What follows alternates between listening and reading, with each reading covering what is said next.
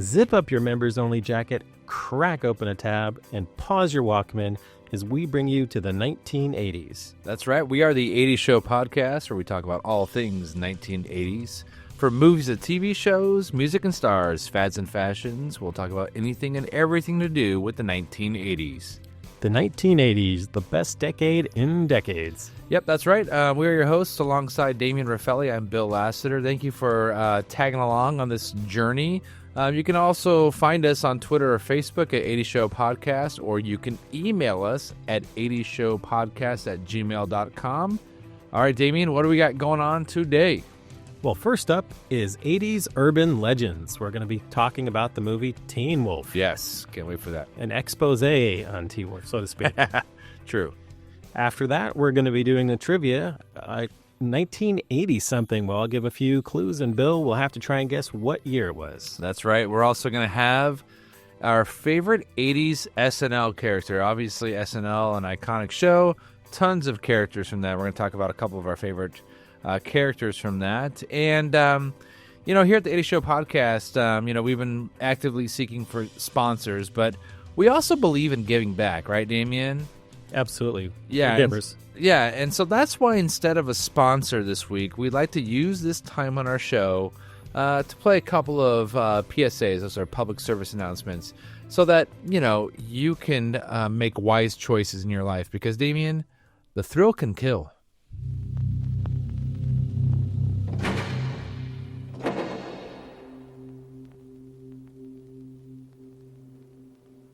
See this cute little vial here?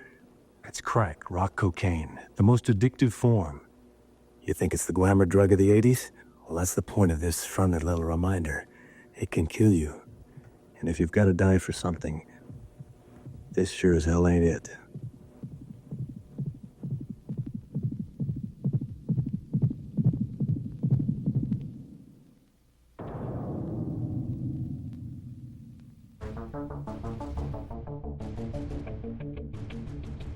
Bill, I recently heard about an urban legend, of all places, watching Family Guy. Yes, it's a documentary, so of course you're going to find some, it's not?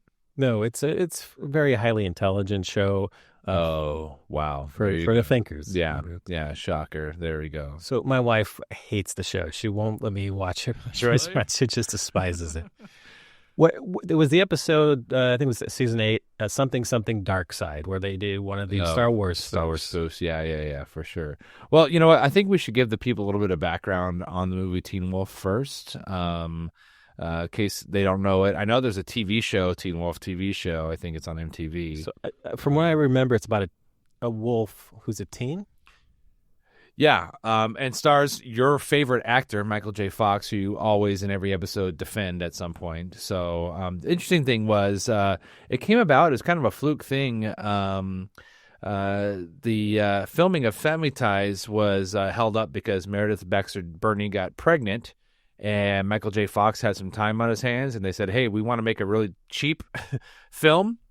We have a very short time. Michael J. Fox, can you do it? He said, yep. It costs about $1 million to make, actually. Wow. Which, when you see some of it, you'll say, okay, yep, $1 million.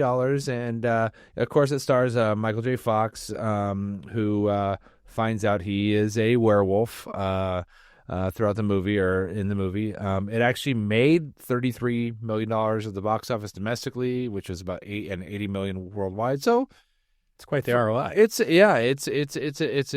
would be deemed as a success.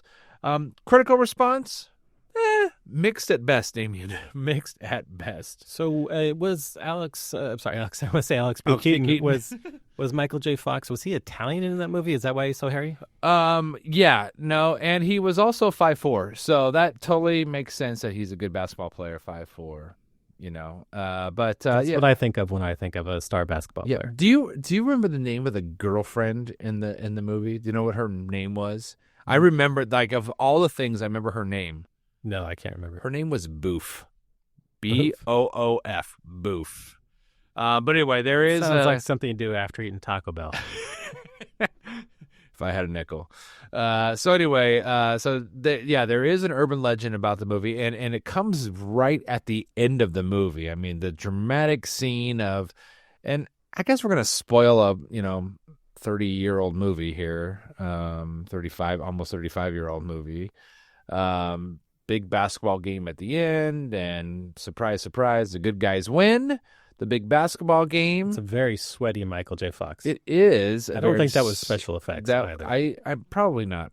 So, Damien, why don't you explain to us this urban legend? So they just win the championship game at the very end. They're all celebrating. People are running from the stands onto the basketball court. They're all cheering. Michael J. Fox goes and ignores the girl the beautiful girl, and goes into the stands, and he's going towards the stands. Well, he's going to Boof, by the way. That's what it is, yeah, to hook up with. I mean, he's going to kiss Boof. Sorry, He didn't go to Boof. And just as after he's hugging her, it's about almost at 1 hour and 29 minutes into the film, at the very end. Yeah. If you look up in the stands in the far left corner, you see somebody stand up and their pants are unzipped. Yeah. So there was rumors for a while that like somebody's was hanging out. That's the rumor.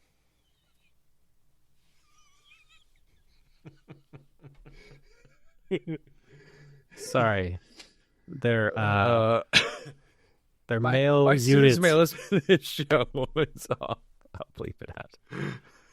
Okay. All right. So that's good. I'll just laugh and I'll come back in. Okay, so you'll say someone's bleep went out, was hanging out. Okay. And you can see. Let me recover. Oh, wow, Damien. For those of you who have sensitive ears, we will say someone's private part was hanging out. That was the urban legend, right, Damien? Yeah, their was hanging out. I'm not good with medical terminology. Okay, anyway. And you can see the actor realize that their pants were unzipped and pulls down their sweater or shirt to cover it up, and then you can see them zipping up their pants. I mean, it's clear. Now, there's different rumors about this and whether it's true or not of if it was a man or woman, first of all. So what are we seeing? So for sure, it's there. For sure, there's someone in the stand standing up. You can't see the top part of their body. Yeah. Are we seeing a tree or a bush? I'm not sure. Oh my gosh. We're definitely seeing some underwear, Damien. That's for sure. Okay, so and they definitely knew their pants were down because their zipper was down because they have like a sweatshirt or a jacket, and they're trying to cover up while they're zipping up their fly. And we'll post a link to it to on YouTube and the show notes.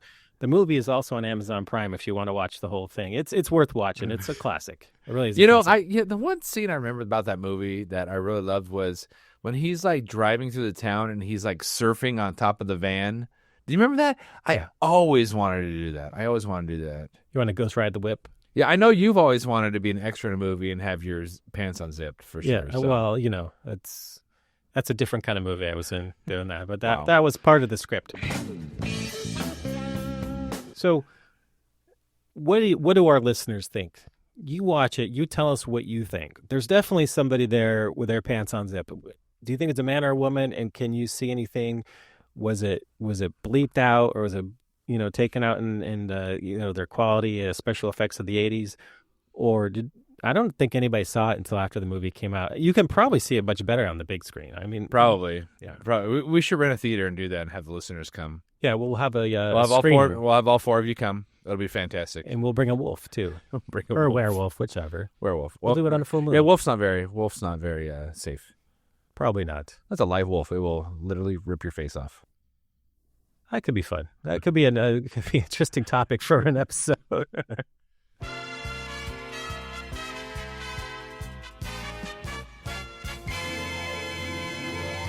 Okay, Bill, it's time to test your 80s knowledge again. I'm looking forward to this. I really am. You've done well with these and the TV theme songs. This one is to guess a year. I'm going to give you a few events that happened, some information about that year. And if you need more hints, I have a few more I can give you. Okay. All right. I'm good to go on this. So we're talking from 1980 to 1989. Correct. Somewhere in there. You have a 1 in 10 shot. Gotcha. The year was 1980 something. Got it. The number one movie in America was Rain Man. It's Wapner time. Definitely time for Wapner. Okay. Yeah. Rain Man. The number one song was Faith by George Michael. Ooh. Okay. So I'm thinking, just before you go on, it's got to be post 85. So keep going. Give me some more info here. The number one TV show was by America's beloved comic, The Cosby Show. Oh, okay. All right. Yeah. Sonny Bono was elected mayor of Palm Springs, right. I remember that. Gas was 91 cents a gallon. Whoa. And the average price of a movie ticket was $3.50. Can you guess the year? I could give you another couple of hints. Think, okay. So I'm for sure it's later 80s. Oh, man. I've got one of 2 years in my head. So I'm pretty Give sure. me 2 years and I'll narrow it down if it's even close. I'm thinking it's either 87 or 88. You're not giving me anything. So I'll give you one more hint. Okay. The Soviet Union pulled out of Afghanistan. Okay, that doesn't help me at all. But I will say this. So, Rain Man. Rain Man was the number one hit of the Number year. one movie of the year. I know it's not 89. So I think Top Gun was 86, and so I know Rain Man was after 86. Ooh, man, this is tough. You're getting close. I am gonna go with 1988. Final answer. That is correct. Yes. Another major event. This would have given it away because it makes an easy guess. The Winter Olympics were in Calgary, Canada. Okay, yeah, it is 88. Yep, for sure. And I think the Summer Olympics might have been in Seoul, South Korea that year in 88. Could be. I believe. I know they were in LA in 84, and I think they were Korea in 88. But the only reason I'm not sure. I looked that up is because that's also the year the Jamaican bobsledding team. Oh yes, of course. Yeah. Cool runnings, baby. Cool runnings. Exactly. God bless John Candy. All right, Damien. So, of course, SNL is an iconic TV show. It's been around for 40 plus years. Coming up on 50 years, probably pretty soon. So many great actors and comedians have been on that show. So many great moments from the show. And so there was a ton in the 80s, obviously. Although I will say the mid 80s was kind of weak for SNL, just my own personal opinion. I know Lorne Michaels wasn't part of the show at that point and stuff like that. So, but we want to talk about a couple of our favorite SNL characters. So for me, one of mine, not the favorite, but one of my favorite characters was, of course, played by Dana Carvey and Kevin Nealon, Hans and Franz from Pumping Up.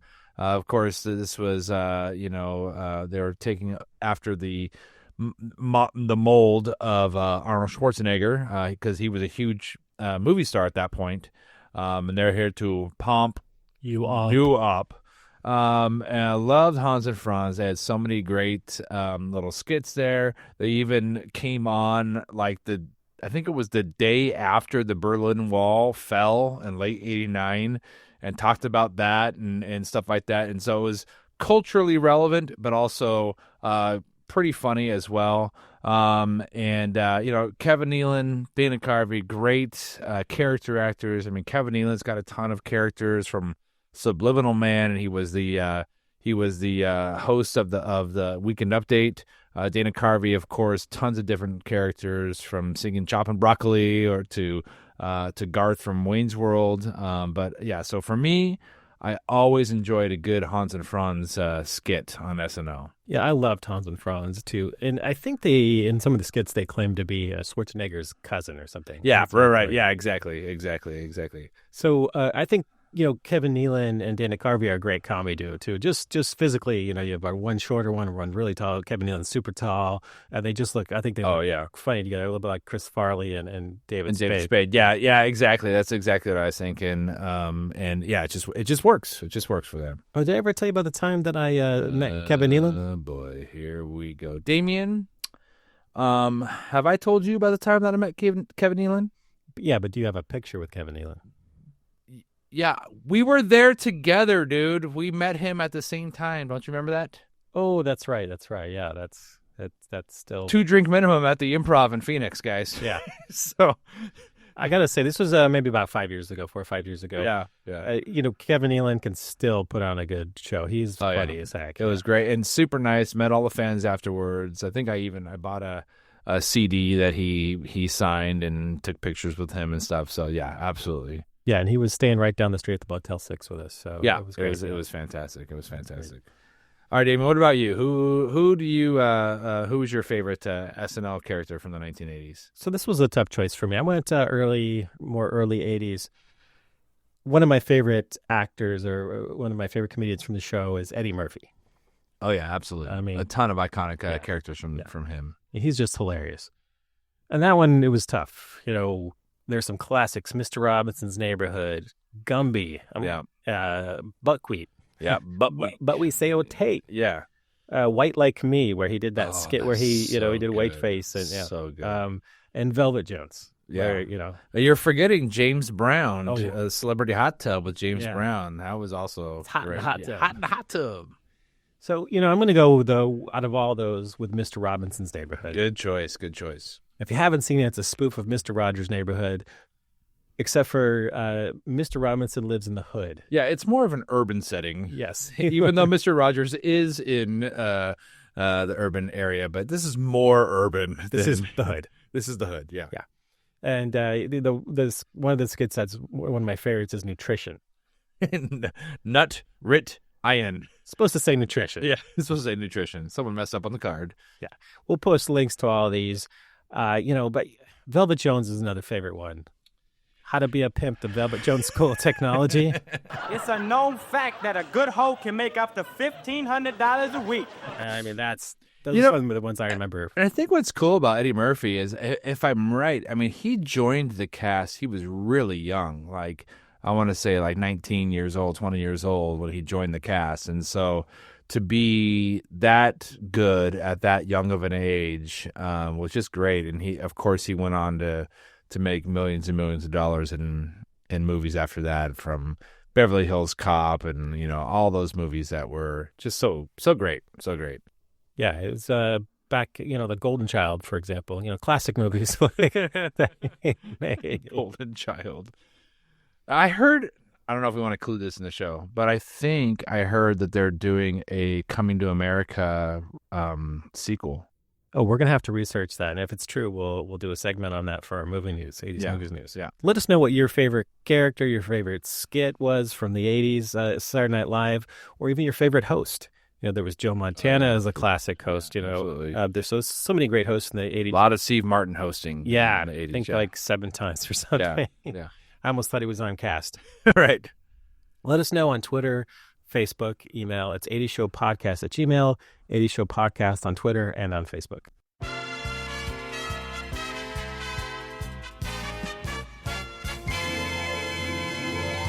All right, Dave, that was a fun episode today, for sure. And of course, next week we're going to have... oh, no, the fax machine's going off again. Okay, this better not say we got cut because we did not have a sponsor. So we can't lose a PSA, can we? We can't. Okay, well, Damien, why don't you grab it? Look at this. It's from Nancy Reagan, and it says, "Just say no to drugs." All right. Well, thank you for that, Nancy, from Beyond the Grave, apparently. I like that she sent it on Dot Matrix, our Dot Matrix fax machine. That was fantastic. Yeah, apparently God has a fax machine. There you go. The thrill can kill. The drug dealers need to know that we want them out of our schools, neighborhoods, and our lives. And the only way to do that is to take the customers away from the product. Say no to drugs and say yes to life. Of course, your local drug pusher may tell you a little something different about these drugs. And who you believe is up to you. But then again, if you go ahead and try them, at least it won't be out of ignorance. Just stupidity. What would I do if someone offered me these drugs? I'd tell them to take a hike. All right. Thanks once again for listening to the 80s Show podcast. I am Bill Lassiter. Hear me now and believe me later. And I'm Damien Raffelli. And remember, just say no to crack cocaine. Theme song composed by my good friend, fellow rock star, straight out of Bakersfield. You may also know him from the band Videodrone, Mark Russell Davis.